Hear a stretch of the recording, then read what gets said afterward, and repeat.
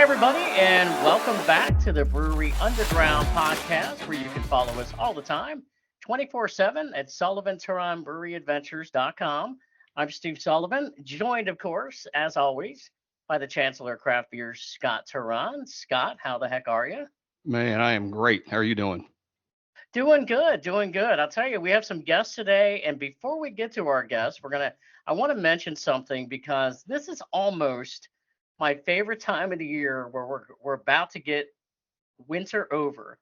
So the Super Bowl ended last night. You and I are big baseball fans. Pitchers and catchers report to spring training this week. And for me, that's kind of like the slowly getting into spring. March is going to happen here in a couple of weeks, and then we'll have baseball that'll happen in late March, and what time changes, spring begins. So I'm starting to get a little more energized that winter hopefully is going to be over soon.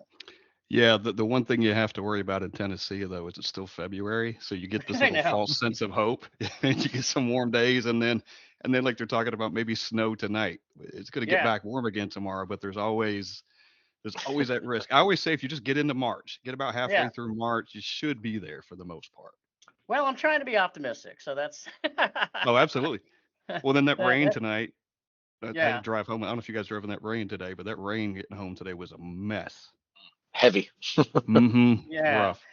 That is my optimism. Well, we have with us today a couple of guests. We have Matt Leff, who is founder and president of Rhizome Productions, and also Kendall Joseph, who is the event manager. And guys, we're happy to have you. Thanks for joining us. Thanks for having us. Thank you. Yeah, welcome Absolutely. guys. Yeah. So let's talk about your production company here, because you all formed this many years ago, and let's just describe what you guys do and really how you got started. Sure. So we technically got started back in 2010. That was when I did the paperwork with the state to be a business. But our first event was in April of 2011, and we started everything with the East Nashville Beer Fest that will be celebrating 13 years on April 13th of this year. So we're preparing for that, excited for that. I'm sure we'll touch base on it. And when I got started, it was kind of a side hustle. I was in the tech world and working a full-time job, but I had about 4 to 6 computer monitors in front of me, and I just figured out how to do everything at the same time. Poorly multitasking maybe, but kind of did it as a side hustle. Decided we would raise money for charity through a beer festival, and did that for a couple of years, on the side of where the Winter Warmer came next. Then Brew at the Zoo kind of came out of the results of those 2 events. And then I think it was year 4. So let's say it was like 2015 or 2016. I made the decision to just make Rhizome full time.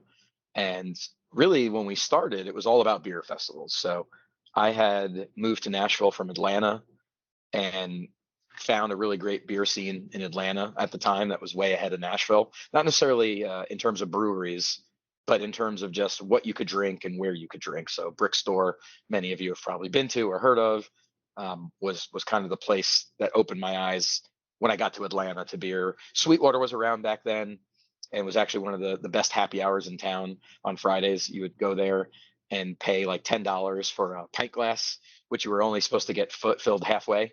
It was sampling, they called it. But if you left a nice tip, the bartender might have overfilled your glass. Many drunken Friday nights leaving the Sweetwater Brewery back then. My wife and I actually, right? yeah. My wife and I actually had our like pre-wedding party in the tap room as well. So we were pretty hooked on their tap room back then. This was in like 2009. Obviously, lots changed at Sweetwater since then. But anyway, we get here, and there's only 2 breweries making beer, really. The only beer festival that I can find is downtown, and I look at the beer lineup and I see Mike's Hard Lemonade and Peanut Butter and Jelly Blue Moon, and I'm like, there's got to be something more, and there wasn't. So that literally, it was kind of like Wayne. You've seen Wayne's World. It was just like Wayne stock moment. I was like, if you build it, they'll come. and the first year we sold out. I think Kendall, you were in attendance, right? The first year, or you were not? I was not at the first year. I attended in 2012. That's right. So you made it to the second year. But there are people who attended the first year that are close friends. Some of them volunteer or work with us on a myriad of events that we do every year now, and have just been kind of our biggest supporters and friends and family, which is kind of cool. So really, in the beginning, it was all about beer.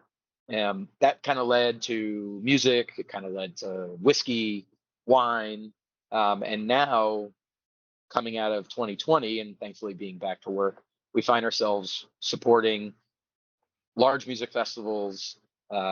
We got a call today about a rally car race in Chattanooga that we might be working with. Kendall didn't know that yet. Wow, that's cool. I like rally. I love rally racing. Very preliminary, but essentially the skill set that we've been able to build in producing events, even though they may have been focused on beverage back in the day, it still is a skill set that's very transferable to any event.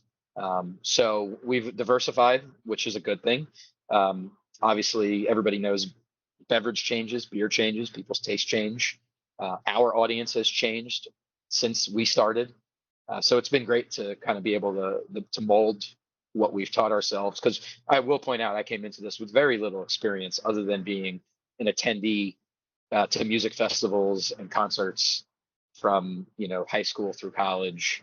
And my wife always laughs, like we were at a music festival when we were first dating in college, and I was asking her how much ice I thought they went through.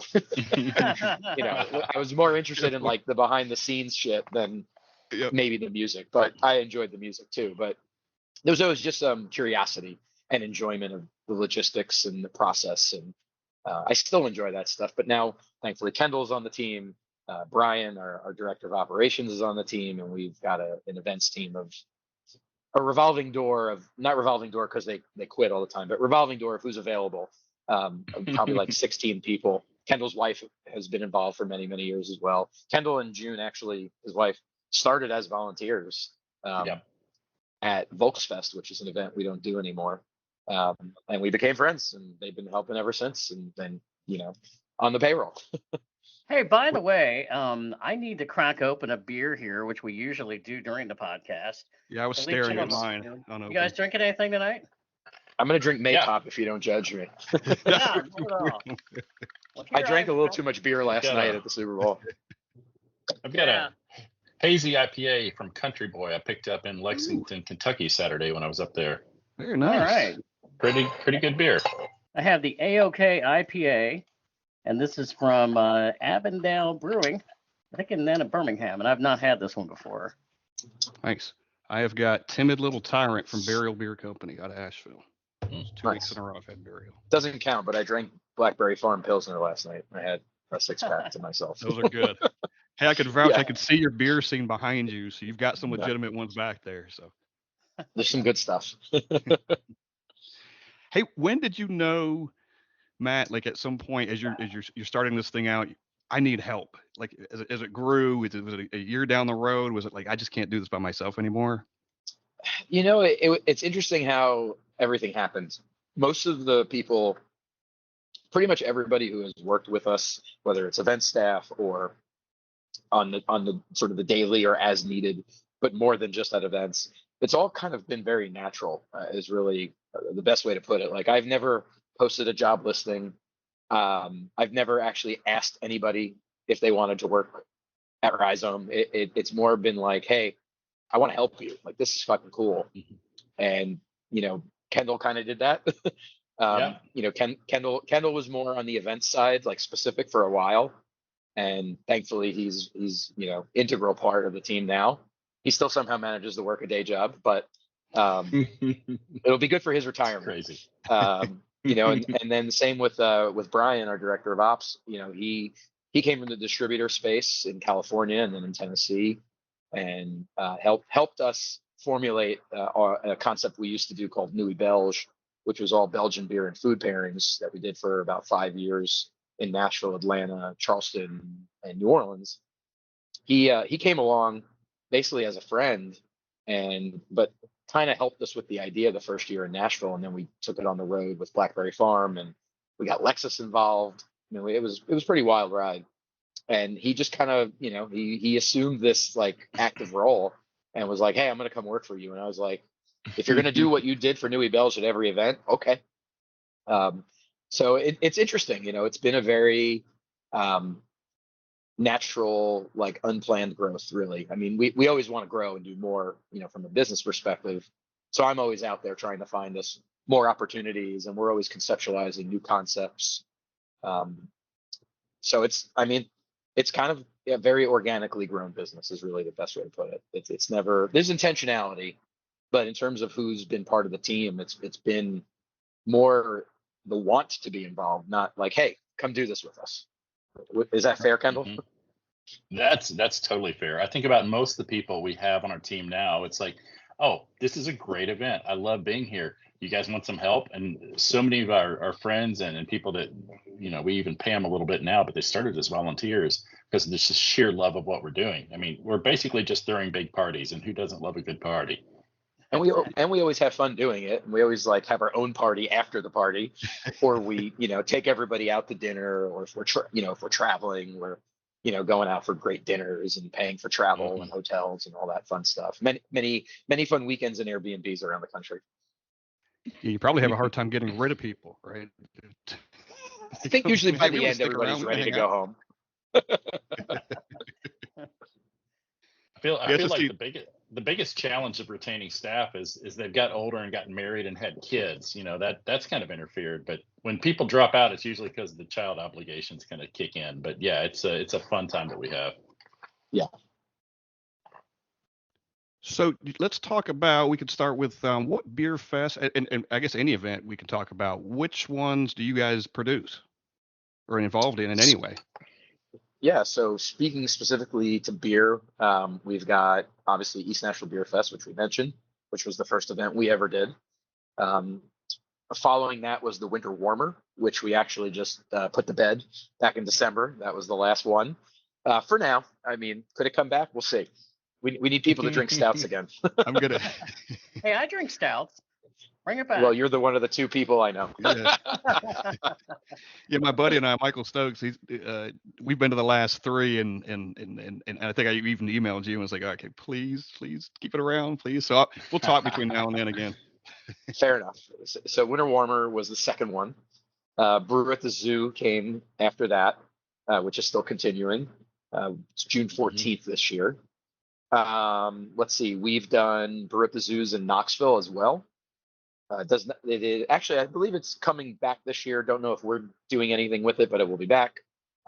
Chattanooga is an event we've done for many years in Chattanooga, which we haven't done since 2019. It was literally slated for the day that the world shut down in 2020. Yeah. So obviously didn't happen. We had the trailer packed, the vehicles packed. We were ready to roll to Chattanooga, and then COVID blew up the world. It was a weird day, weird weekend. Yeah. And we decided we are going to bring that one back this year. We're going to be doing that one in July, but it's an event we did for about 8 years, Kendall? Yeah, it was a great time. Yeah. Chattanooga's a fun town.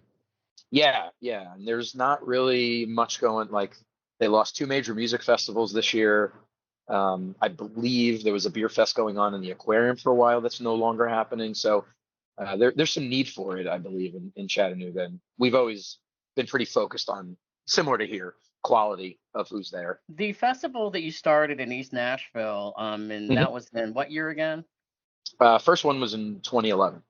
Yeah, so here we are now in 2024, and I would imagine the growth. Talk about the growth you've seen, because East Nashville has changed so much over the years. Yeah, it's funny. The event has kind of morphed with not only Nashville, but with beer. So, like, obviously there's a lot of influence on this event. I think one of the things that stands true with East Nashville Beer Fest, it is still very much a community event. And a lot of people who live in East Nashville continue to come, whether they're old school or, new school. Because let's be honest, there is a difference nowadays on the East Side. With all the apartments being put up and everything, it's different. I lived there for almost 7 years. But I think we still get a lot of really great neighborhood support. And the first year we were actually right on the river. downtown by Nissan Stadium. It was called LP Field back then. And year 2, we moved to East Park, and basically there had never been a major event other than hot chicken, the July 4th hot chicken at East Park. And we got a lot of funny looks when we asked to do a beer festival at East Park. But after the success of the first year, and they saw that we sort of, well, we didn't know what the hell we were doing. They just didn't know that we didn't know what we were doing. But we asked, and the city was like, yes, you can do it in East Park. So it's been in East Park every year since 2012. And not asking for exact numbers, certainly, but from the time that you started the first one till now, can you talk a little bit about the attendance growth? Have you seen an influx of attendance each year?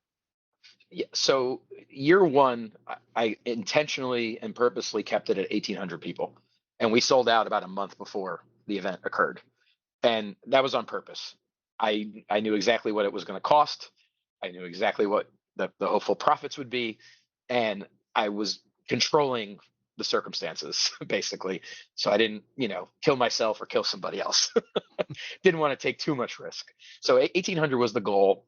The biggest it's been thus far. Obviously, it's grown exponentially, but also we don't just sell tickets to sell tickets. So the largest attendance we've had thus far is around 2,900. And this year we'll cap it at 3,000, and that will be the max attendance that event will ever see. We won't make it bigger than that, regardless of demand. We'd rather it be controlled. We know exactly how much of everything we need, so we can deliver an experience that people expect.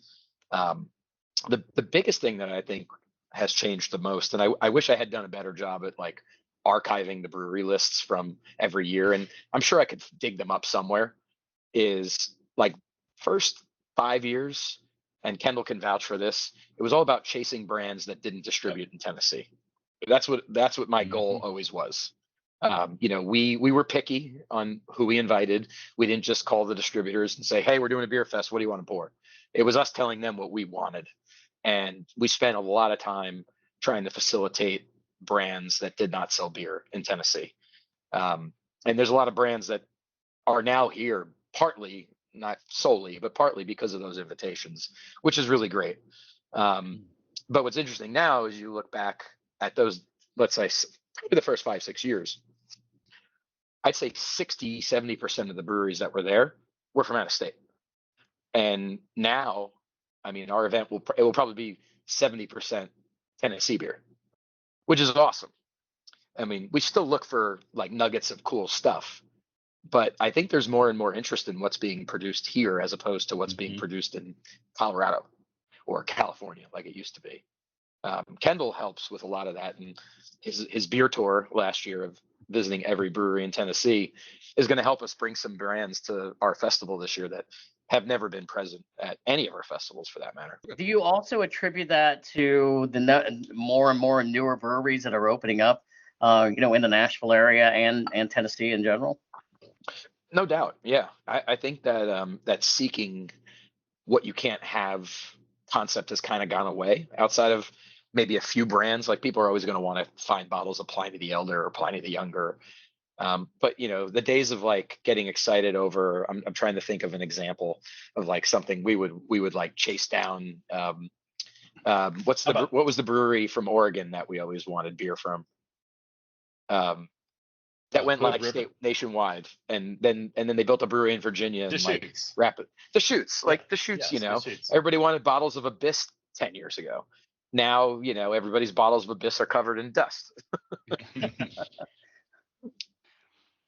In the growth, just like Steve mentioned, the growth of the beer scene in Tennessee and specifically Nashville, since you've started, it's got to be a positive thing for you, right? It's you got all these breweries you can contact and kind of go to.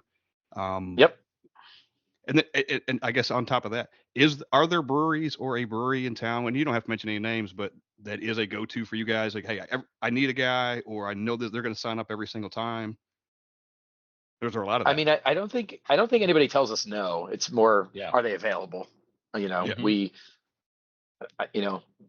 a lot of people in Nashville across many different like businesses that help beer or have helped breweries become successful. and we're just like a cog in that wheel. But I think we've always treated people the right way, whether it's a distributor or a brewery. We've always given mutual respect. So really, the only time somebody's like, "Hey, I can't be there," is if they have other commitments or lack manpower. It's never like, "Oh, I wouldn't do that event." Right. And we've heard that really what you're talking about in other podcasts. We've had some other brewery owners around that it really is, they all support each other. And that sounds like what you're talking about too, where everybody Yeah. wants to lift Mhm. everybody up. I mean, I think that's what it takes. I mean, it's definitely more competitive now, obviously. I think you may still feel that way about other brewers in this town as a brewer, but there's a lot more competition now locally. Every brewery that has a tap room is vying for similar customers now. So they're still friends, there's no doubt, but I'm sure they would prefer they be in their tap room than the other guys. That's for sure. But it is definitely funny. I mean, I think like beer tourism is a big thing, and Nashville's become a destination for it. Having Craft Brewers Conference here in 2018 and in 2023, I think speaks really highly to what's going on in not just Nashville, but in Tennessee. The fact that that conference came here says a lot. I hear they are going to come back in 2029, which is far enough away for us because it's a lot of work. But yeah, no, I kind of love how like not only does our audience morphed and changed in time, like Kendall kind of was alluding. I think a lot of the people that came to the early days of East Nashville Beer Fest, maybe they've moved out of town or they've had kids and they're not spending their Saturdays getting drunk, out at a beer fest or enjoying beer. Let me rephrase that. But there's still an audience that's out there, and the event has morphed as well. Like the beers that we offer have morphed. It's a little more fun and a little less geeky than it used to be. But we still handpick every brewery. We still approve every beer. We bug people with breweries all over the place. Like, hey, we want that beer, not that beer. Yeah. Yeah. and I think that's the difference between what we do and what a lot of events do, not just here, but anywhere in the country. There's a lot of brewers that I'm sure you'll interview that say, a beer fest is a beer fest. We try to make sure that that's not how they feel about ours. How far? Okay, so we talked a little bit about Tennessee. We talked about a lot about Nashville. But how far do you guys go as far as out of state? Just stay within Tennessee? Do you still go back to Atlanta? We'll go anywhere. Yeah, we've been Denver, Buffalo. Really? Yeah, we will go anywhere. Yeah, we're all about it. If there's an opportunity or a demand or a need, we're not going to say no. We used to do a beer fest in Tupelo, Mississippi. Who would have thought that? That's a long way from here. I've been to Tupelo. It's a long way. So it's a cool little town. We had fun down there. It was fun. Speaking of March, we did a festival. Our first year there was in March, and it snowed in Tupelo, Mississippi. It was so Shut everything down. The fire department came to the event, or no, I'm sorry, the city came to our event with a backhoe and dug holes in the park for us to have fires. And then at the end of the night, the fire department came and sprayed them out with their fire truck. It was pretty wild. That is cool. Awesome. Hey, what'd you guys do in Buffalo? What was the one? Do you recall? Oh yeah, I'm it was from that part of Shelton Brothers Festival. So the festival that the Shelton Brothers distributors did, or importers, was traveling all over the country. And I think we first connected with them in Louisville, and then we helped with Atlanta, Denver, and then Buffalo. A massive international beer festival. Basically, most of the brewers were from Europe. It was a good time. Asia, Middle East. Oh yeah. And we did it. If you're from up that way, we did it at the Buffalo Central Terminal, which was the old train station in East Buffalo that unfortunately is defunct. And thankfully nobody died inside of, because apparently the ceiling is falling. No, wow. Your timing was good on it, apparently. Thankfully, yes, it was a pretty spectacular place. So we're going to talk a lot about beer on here, and we always have. But could you talk about some of the other events? You mentioned whiskey a little while ago, and I saw on your event calendar there is a whiskey event coming up. But you got some other things on here that are really cool. Sips for Species. You got a rosé festival. Mm-hmm. You've even got CMA festival on here. You want to talk about some of those other things that aren't beer? Yeah. So we've done a few different whiskey concepts. I guess two or three. I can't remember, Kendall. Can you? Yeah. Whiskey Tabernacle, and then That's the right. MPT Okay. Tennessee Crossroads, Yep. and then Bubbles and Bourbon. Oh, so three. Yeah. Okay. I knew there was three. Yeah. Yeah, So my Whiskey ball in this. Tabernacle was cool. That was kind of like attached to actually Winter Warmer. We did it the night before Winter Warmer for 2 years, and it was just kind of like we did offer a combo ticket that like 100 people paid for. So you were committing to coming to Whiskey the night before, and then Winter Warmer the next night, back to back. Yeah. That's it. Yeah, It was intense. Is the CMA Music Festival the biggest event that you do? In terms of attendance, but we have a very like unique role there. We can get into it. It's dorky. It's it's one of those situations where I think our skill set and our experience and relationships in Nashville have led us to be in a position to help CMA be more successful. It's kind of cush. I mean, it's a long 2 weeks, which Kendall can vouch for because he basically lived downtown, minus his quick ride home every night. But we kind of are liaisons between the actual festival and the third party concessionaire that's responsible for sales of alcohol and food vending, and a couple other food and beverage related tasks. So we make sure that things are done successfully, properly. We consult on pricing, and just kind of we're managers. It's a strange thing. We had never been in a role like this. We were kind of like having to scratch our head a little bit because we've not done it this way before. But it essentially our knowledge has become valuable, which is kind of awesome because we never planned on that. Right, but that is such a big event. And one it's of the biggest wild. events, in Nashville. It's a 3-day event that's in June every year, and I Four. can't even remember how many people come here, but it's a lot of people. It's incredible. Yeah. It's a couple 100,000. It's massive. Yeah. I think each day is roughly 80,000 people across the entire footprint of CMA, which is like multiple stages. There's a new stage this year that they added. So I mean, it's cool. It's not my scene, it's not my music, but I'm really excited to be there, and it's a great opportunity. And it's just cool. I mean, it's insane. I accidentally went to one year. It was the 2016-2017 Pred season when all that stuff during the converged hockey. downtown when they had the home Oh, games yeah. down there. It was a complete chaos. We just tried to get to Bridgestone, and you had to go, take all these alternate routes and stuff to get around. I mean, it was nuts. Yeah, it's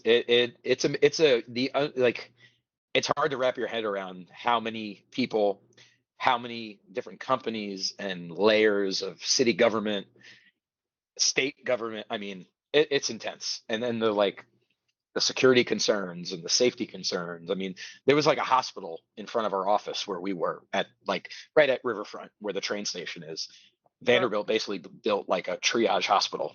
I mean, it's really impressive what is accomplished with that event. And they really call upon so many awesome like people and businesses that are all based in Nashville to make it happen. That's what's really great to see, is that almost everybody working it is based here and has a very like specific reason to be here for that event, which is really cool to see. It's great. And then let's see, Nashville Rosé Festival we've been doing this is the 5th year, I believe. And that one's a big fundraiser. Last year it raised like $53,000 for the Tennessee Breast Cancer Coalition. And it's a party. It is a very different audience than a beer fest. Yeah. It is a beautiful crowd. It's awesome. Well, that's at East Park too. I just noticed that. That's in East Park too as well. Yeah, we kind of like East Park a lot. We've done a lot there. Even outside of these two events, we did 1 year that Winter Warmer actually was at East Park back in 2019. What else have we done there? We've had a couple different concerts that we've done there. I think that's everything. Just a few small concerts. Yeah, it's been a good park.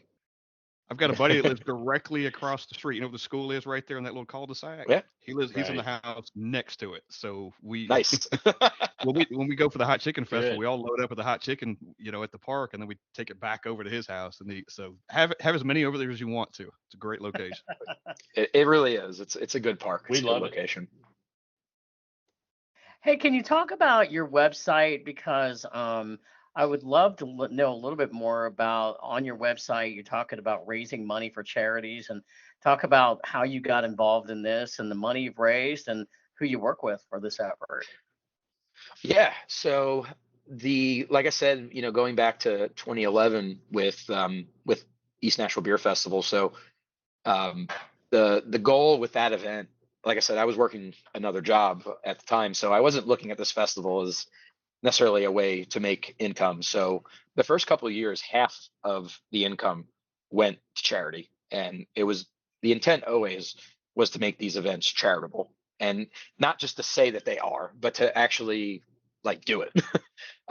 There's events all over the place where it says benefiting, blah blah blah, but you don't really see how much or who it goes to or how it's used. So we've always made a pretty strategic purpose to talk about it. So, we haven't done one in a while just because of everything going on in the world, and it was just challenging. But back in the day, we would do giant checks and handwrite on them the amount. Like Ride for Reading. Ride for Reading was our first charitable partner. They unfortunately don't exist anymore. They were always very, very small and just never got to a certain point that they could continue growing. But I think the first 3 or 4 years of East Nashville Beer Fest, we donated at minimum like $25,000-$30,000 to them from each year. Oasis Center and the Bike Workshop has been a major partner of ours in terms of charities, and then probably Tennessee Breast Cancer Coalition. Mm-hmm. Those three are kind of like the biggest that we donate to. And then of course all the events we do at the Zoo Nashville or Nashville Zoo and Zoo Knoxville, all the money raised for that is going directly to them, and they are nonprofits. Most of that money probably goes to feeding all the animals, but there is a big impact on conservation and trying to help endangered species, which is really important. In 2021, we did a bunch of work with the Tennessee Craft Brewers Guild, which we actually did stuff with them back in sort of the early concept of the guild, but it was less organized than it is now, and didn't really have a formal executive director like they do now. So we did a traveling festival for the guild in 2021, called Farm to Tap. We did it in Knoxville, Nashville, and Memphis. And all the funds from that, of course, went to the guild, which hopefully will help the guild be stronger and fight for breweries and, make laws more appealing, or not appealing, wrong word, just make laws better for breweries to function in the state of Tennessee.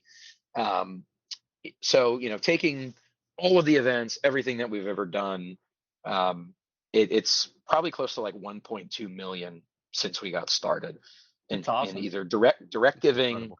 Or contributions from work that we supported. So Second Harvest Food Bank is one that we didn't necessarily write a check to them, but we provided them consultation for them to have a successful fundraiser that raised a lot of money.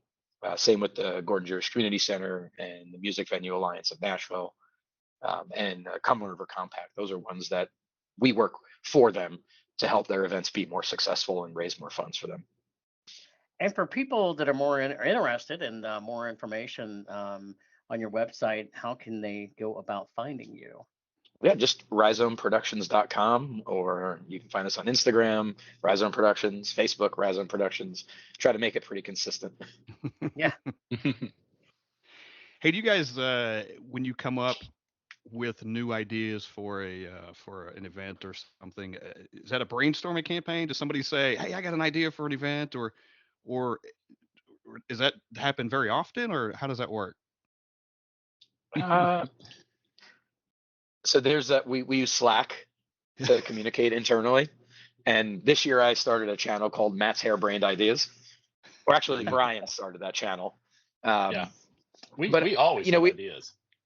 Yeah, we're always throwing stuff at the wall. I mean, that's kind of the fun part of what we do is, it doesn't matter what it is. If we feel like it's a cool idea, whether it's Mhm. an event itself or like an activation for a brand, we're going to just go for it. um, so, we actually, it's funny you asked that question. We probably have like 4 to 6 people outside of me, Brian and Kendall, that they're at every event. If we could hire them full time, they'd probably be high on the list of people we would want to be like, hey, let's make this your actual real job. And we want to do like a getaway as a team and just literally like brainstorm ideas and write them on a whiteboard and boil them down to like 2 that we actually do. Even if we come up with 100 ideas, just like, do a retreat of sorts. Um, Hopefully we remember it because we'll probably be drinking a lot. But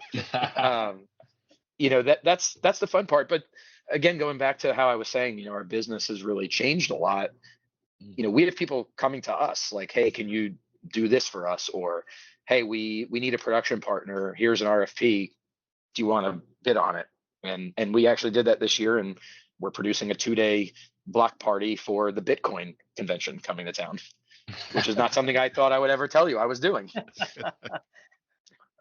But your experience is unmatched though in this town, so I mean that bodes well for you guys, right? You guys are the go-to when someone wants to throw an event. I think in certain spaces, definitely. I mean, there's a lot of great producers in this town on different levels. Like, I don't want to produce CMA as an example. I don't want to produce Bonnaroo. If I can help with bits and pieces of those events, sign me up. We fill, I think, a niche of certain events and certain sizes and certain concepts. But at the end of the day, we don't just say yes to everything either. Like it's got to make sense for us. It's got to make sense for our families. It's got to make sense for our calendar. It's not just like we don't want to drink from a fire hose. Ideally, how many events would you guys like to do in a year? Is there a number that works for you guys, or just depend on the event itself? I want to hear Kendall's answer first. It really depends on the event. I mean, what we do for CMA, I wouldn't want to do that more than once or twice a year. Our beer festivals, our rosé, the stuff we do for the zoo. I mean, we could do one of those a month, and then there's a lot of smaller things we do. We have a lot of 300 to 500 small events that, boy, we could knock a couple of those out a week if we had the capacity. So there's really no limit. It just depends on how big it is. The bigger they are, the fewer we can do because they just take a lot more work. But the little small like private events, or even our beer trailer, which we have, we can bring that out to the party you have and hook it up and serve cold draft beer. Oh yeah, I'm glad you brought that up because that was one of my my little segments over here. I started looking at your website and I go, what? They have a beer trailer? So we do. Describe this beer trailer. I've seen it online, and describe what it does and what it looks like. And you've got dimensions and everything on the website. Yeah, I mean, it literally is a mobile draft solution. So it's got 7 taps mirrored on both sides. We may change that eventually, but for right now, basically you can pour off both sides. So whatever you want, you can have on both sides, or you can serve off of one side. So we've used this at our own events. We've rented this out to a couple different Oktoberfests last year. We're making it available to sort of weddings and corporate events and private parties. So we can curate the beer list for people, or they can just tell us what they want. We had a fun one back in the fall. The Bengals were in town, and there's a guy named Bengal Jim. He puts on this massive tailgate. Have you heard of it? I'm from Cincinnati. I know him. Oh, okay. I was not familiar with it. I know of him. I've never met him, but I know of him. Well, we ended up having a mutual connection through the beer world, of course, and they connected us and they said, hey, we're doing this tailgate and we need beer. Like I don't know how they had done in the past, but anyway, he's like, we need 16 half barrels of Miller Lite. We need bartenders. We just need you to do it. And it was from 7 a.m. to 10 a.m. on a Sunday. And we had a festival on Friday and Saturday of the same weekend. Me and Brian we decided we would do it. Kendall got a break because I think you had something going on Sunday. but we didn't even go home. We stayed at a hotel closer, so we didn't have to go home. And we literally didn't close the tap handles. They were just open. It was just cup, cup, cup, cup, cup, cup, cup. And we drained all 16 half barrels in 2 hours. That's those Cincinnatians, man. They drink. They know They how to drink and they love Miller Lite. Holy shit. Like, they were not complaining about it. They were not upset. But you still had an hour to go in the festival, though, right? What'd you do when they ran out of beer? Oh, we just buttoned it up, and eventually they all left, and we drove home. Yeah, the question I have for you is this: do you still have the Who Dey chant in your head? I was familiar with the Who Dey chant. Oddly, they didn't do it that much. Okay. I was shocked. So stuff like that. I mean, it's very random. This year we're kind of focusing on trying to build the wedding side of it, where we can curate a beer list, we can curate cocktails and bring wine, and really be a full service solution for like weddings and things like that. Haven't booked any yet. Not to say we won't. It's kind of a new adventure. We're kind of working with some other caterers in the food space to see if we can tag along and like make it a solution of theirs as a complement. But yeah, it's a giant refrigerator on wheels. It's awesome. It's great. I love seeing the taps on, like you said, you get taps on both sides. I love seeing that. The doors open up and it's cool. I'm thinking I need to throw some kind of event just so I can get the trailer here. Let us know. It's available. We can hook you up. This might be a silly question, but I've always wondered, when you go to these beer festivals, and maybe it's different for different ones, but the people pouring the beers, are they volunteers? Or is it a combination? Is it the brewers themselves? I mean, locally, obviously, but how does that work? Or you just pick kind of who does what? Or? So in the early days, we had what we called our pouring stars. And we provided breweries and brewery representatives with volunteers. That was kind of how our nonprofits earned their donation, in a sense. They would build these large teams of volunteers. We'd assign them out across the festival site. And I would say for the first couple of years, it was pretty good. Like, volunteers were into it. They had a connection to the charity, or were friends with somebody connected to the charity. And I would say 7 out of 10, Kendall, probably actually did something useful. Yeah, that's a good generous number. As time went on and we got better at things and built more relationships with the breweries, we kind of shifted away from volunteer pourers. So if you come to East Nashville Beer Fest, you're not really going to see a volunteer behind the table. So all the breweries, part of the invitation and part of the request that we make to the brewery is that you have to be there. We're not just going to buy your beer, throw a volunteer behind a table, and say, New Belgium is there, or Wiseacre. Like, we want either their sales rep for the Nashville market, or come from the brewery, make the drive, make the flight. It's a lot easier for people to do now, because the majority of breweries in the market, whether they're from out of state or of course local or even regional, they all have sales reps or somebody working the market or working the region. So we're consistent usually on our date. We're consistent with our events. So it's something that most breweries, if they've been involved in the past, they plan on being involved. So we buy all the beer. I should say that we buy all the beer, and then we give them usually 4 to 6 tickets per event, so they can bring either additional team members from their brewery or people that may volunteer directly for their breweries. But usually it's just staff from each brewery that is there to support their table, to pour their beer. And that's how that works. So volunteers are great for very specific roles.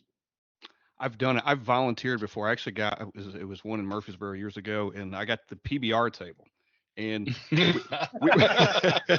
I'm not kidding. It was a buddy of mine, and they said, "Hey man, we need you over here at the PBR table." So we did that, and we were the first keg to blow, because we were kind of selling it. We're like, "Come on over, you want some of this stuff." So, but to your point, when it is the brewery or somebody from the brewery pouring, as a consumer, now I can talk to them if I got questions about the beer and stuff, and they can actually answer because they're from there. Exactly. Yeah. I mean, and that's the great thing about it, is we want our guests to learn about the beer, to know about the beer. And by having a rep there, or a brewer, they can share so much more than a volunteer with just a sheet of some information can tell you. So it's a really one-on-one experience. It's very intentional. Yeah, that's been the goal from day one. It was always about education. It was always about people making the connection. I mean, we had homebrewers deeply involved in the early years. We've had them back again. In the early years, it was questionable if it was legal. Then there was a couple of years it definitely wasn't legal. Now it is illegal. But there's always been that like educational piece to it that you can't get with a bunch of volunteers behind a table. It's just not going to happen. I'm glad you brought that up. One of my last questions was, where do you guys stand now on home brewers at these events? I believe we're going to have a small group of them this year at East, right? Yeah. Really? We had homebrewers at 2022 East Nashville, but not last year. But this year they'll be back. I was talking to the Music City Brewers, one of Nashville's local club. I'm probably going to bring in the Murfreesboro Club too, and we'll have homebrew there. And that's always one of the most, I'd say, exciting parts of the event. And they get a lot of visitors. I mean, they kick their kegs. People want to try the homebrew, and they're making some pretty good stuff. Yeah, we're big fans, and when we've had Dark Shadow on here, and then I think we emailed about Dog Road out of Murfreesboro. They were kind of inquiring on that too, you guys. So hopefully we'll get to see them at some of these other events too. Yeah, no, homebrew is fun, and I think there's been a decline of interest in homebrewing, unfortunately, the past couple of years. Definitely. So, part of it was, we didn't want to just invite a bunch of like random people. We really wanted to leverage the clubs because that's how they can find interest and growth, hopefully. Like if they come out as a club, show that there is this group of dudes, most likely dudes, that are getting together on the weekend and, have some camaraderie and make beer together. I think that's what's important for us. I mean, there's a gray area where some homebrewers like call themselves a brewery, and that's where we have to be careful because from the legal aspect, the beer board in Davidson County, like it's white or black. There's not this gray space. They want to know that you're a home brewer. They want paperwork saying you're not charging. So we have to be careful with that when it comes to homebrew. But when we work with the clubs, that's the best way to do it because it's truly a club. They have no intent on doing anything more than just making homebrew and sharing it, which is important. But it's always been. In fact, the first year, this was a homebrew group that does not exist anymore, but it was amazing. They may as well have been professional brewers. They were making 100 gallons a month. It was insane. But they actually made a pot of wort at the festival. They didn't pitch yeast because then we would all gotten in trouble. But they had a kettle and they were boiling and everything at the festival. It was really cool. Oh, that's great. Oh, that's great. Yeah. Well, good. That's awesome. I'm glad to hear that. And we'll see. When I was at the, I don't think it's one of your events, but the Beer, Wine, and Shine, that's where I ran into Dog Road. They were just there, and I was like, "Where'd you guys come from?" And just home brewers. Yeah, that's the event out here in Donaldson. I live in Donaldson, and I know the people do that. It's a fundraiser for local Donaldson organizations. So they're good people. Oh, that's right. They changed the name of that event. It used to be called something else. It used to be the Tennessee Craft Beer Festival, but they realized by adding shine and wine and other things, they'd get a bigger attendance. Yes. And I partook in all of those things when I was there. May have made the evening a little more bumpy than if you were just drinking beer. Yes. That I can confirm. So I'm going to beg you, or at least consider it when it comes across your radar again, the winter warmer. I'm not going to let it die. Here. I won't say it won't ever come back in some way, shape, or form. But I think what was important for us, I will say this, that event was always my favorite event. Like there was something special about it. It was never too big. It's very specific too, right? It's just very specific to the beer. Yes, it was very specific to the beer. It was a lot of work to ensure that the breweries that we invited had the beers that we wanted. And something that nobody really thinks about, those beers are expensive. Even going back 5, 6, 7 years ago, we were bringing in 6 barrels for everybody who doesn't know what a 6 barrel is, it's about 5 gallons of beer. We were bringing in kegs back then, in 2016, 2017, that were $400 for 5 gallons of one product. and that's not the average. The average is lower, but still, you invite 30 breweries and tell them to bring 3 different sixtels that are $200 to $400 a piece. As you can imagine, we need a certain amount of people to be there. Yeah. We never looked at Winter Warmer as a profit center, but we wanted to make sure that we didn't lose money on it. And I think that event. I think the issue with that event is not that it wasn't good, not that it wasn't enjoyed. I think everybody who came loved it. The problem is there's just not enough people who love the beers that event's about. Yeah. And Yeah. I was reading.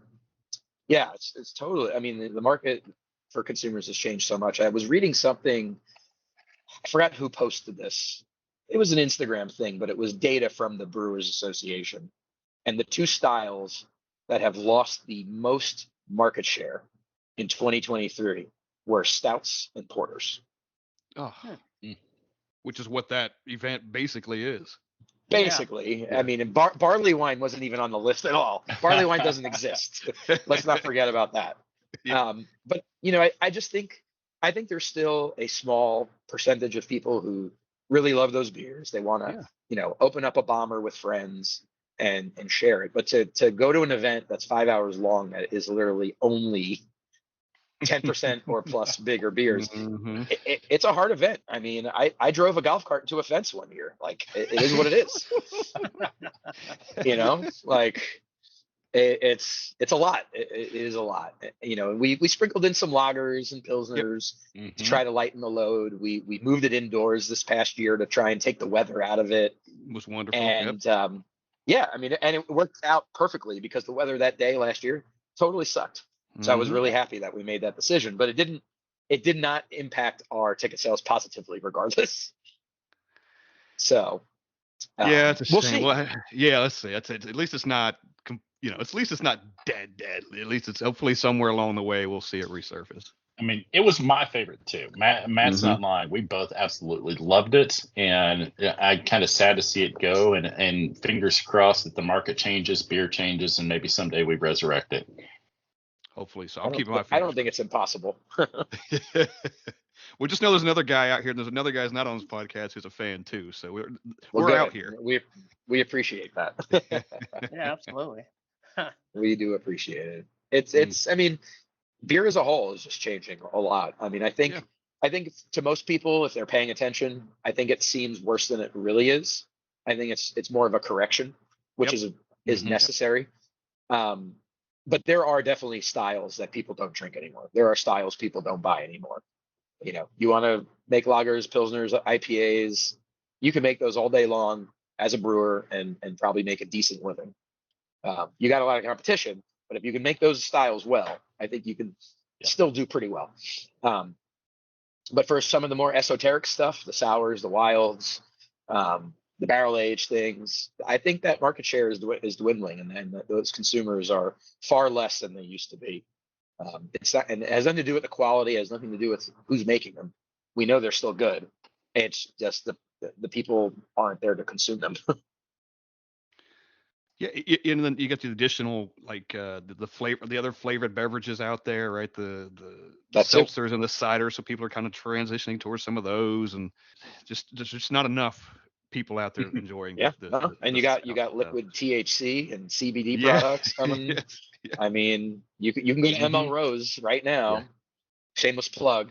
But you can go to ML Rose, order a burger and a can of this THC beverage. You drink 2 of them and you're high off your ass, and you have a cheeseburger in front of you. I mean, it's like, does it get better? Yeah, really. I mean, you're going to start seeing them at our events this year. I mean, we're into it. Like, they're legal to consume, they're legal to sell, and they're a category that's growing. Why not? Absolutely. It's certainly a draw, right? You can attract people that don't necessarily drink beer. Oh, we like this, so we'll go do this, and we'll come and show up. But if they're in a situation where, let's say, that's available, and maybe some ready to drink cocktails in the can and beer, maybe we can bring them over to the beer side, and they'll be like, "Oh, I like beer." One while I get high. Right. So I mean, it's definitely, that's part of it too. There's a lot of options, and there's a lot of people that are just drinking things that don't have alcohol in them. I mean, I got a keg of Maypop on right behind me. Like, that says something. Usually it would be beer on tap. Now it's just, lemon lime sparkling beverage. Right. And everywhere you go seems to have somebody always has a non-alcoholic version of something somewhere now. Oh, it's yeah. It's a thing. Yeah. Even Sierra Sierra Nevada. Nevada launched one.